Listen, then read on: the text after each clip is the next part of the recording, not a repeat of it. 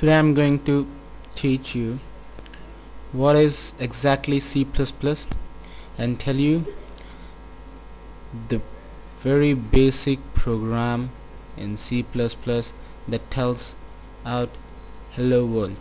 Okay, so now first of all what you will need is a C++ programmer.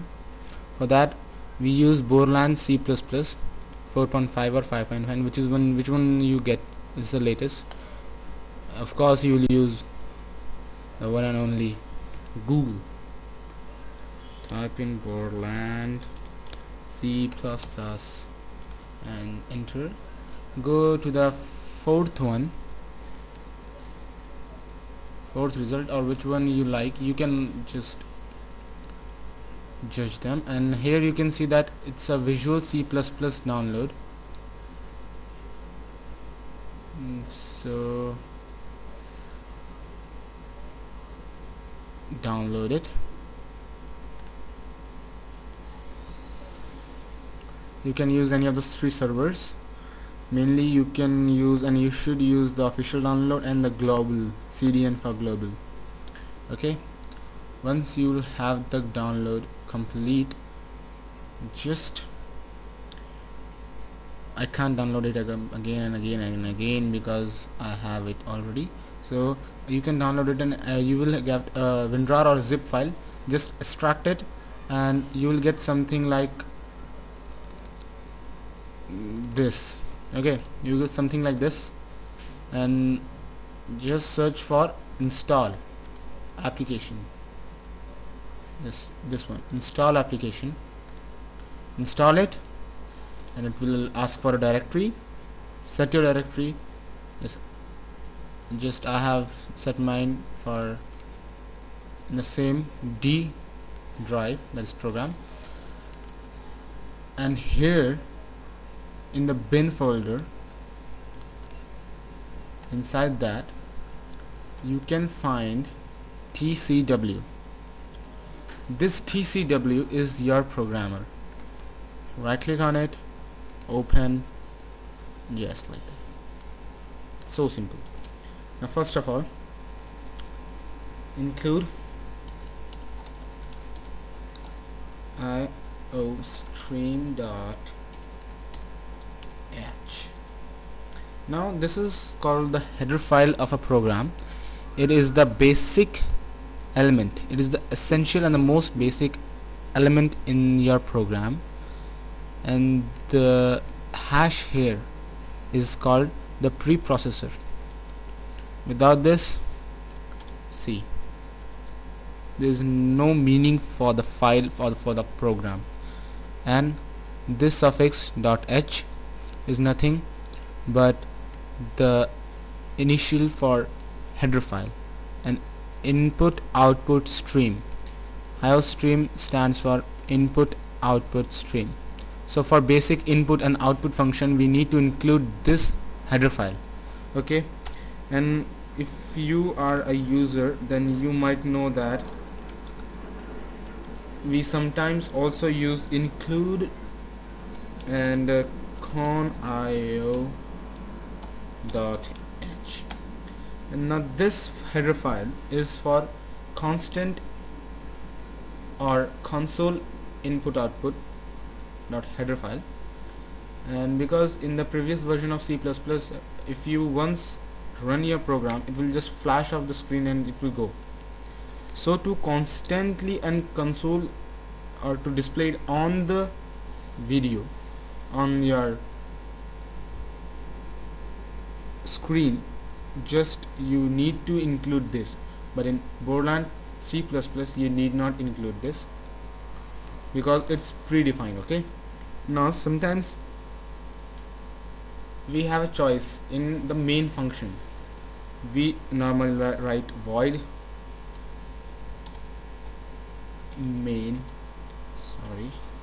void main. Okay, now this is the default function that returns a value of 0.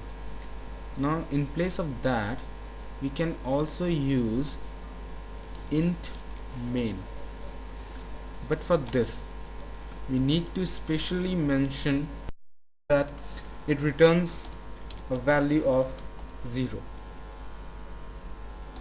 Okay, now you might be wondering why I have put these two braces. I will tell you that, but first, because it needs a 0 input value, we will use the default version, that is void main. And why I was saying that I have put these two curly braces, that every function defines its body of statements inside curly braces only. So now here we have put the curly braces. Now we have to define some statements. So now we write cout hello world. Now this cout stands for console output. It gives the output, and for that we need to specially mention what we need to give, or what we need to be shown, what we want to be shown on the console. That is to be enclosed inside the double quotation marks. Okay, remember that without any quotations there will not be any sort of message displayed on your console. Either it will show a error while compiling your program. So whatever the message it is you want, you need to make it inside the console panel,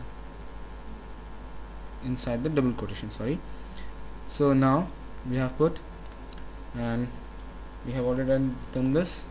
Now we go, and let me tell you one thing again, that every statement inside the body of the function is terminated by using semicolon, and this semicolon terminates. Without this there will be an error shown while compilation. So let me compile it, alt F9. Okay, 0 0 0 errors, 0 warnings. Okay, now let me show you what happens if I remove this semicolon. There are 2 errors.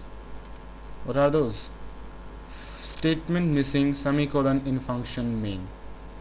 Yep, so it tells, and it always shows the next line of the function. Okay, be sure about it, that where the mistake is, it will show the line after that. So we put a semicolon, and again we compile for the shortcut, alt F9. Okay, now so 0 0 error and 0 0 warnings. Now when we have compiled our program, we have already compiled and we have got 0 errors. Now we can execute the program. Go to debug and run. So this is your console, this is called your console. Okay, and this is saying hello world. Okay, thanks for watching this tutorial. In the next tutorial I'll teach you the basic expressions and operators, and we will design a simple program that accepts the value of 2 integers a and b and adds them. Okay.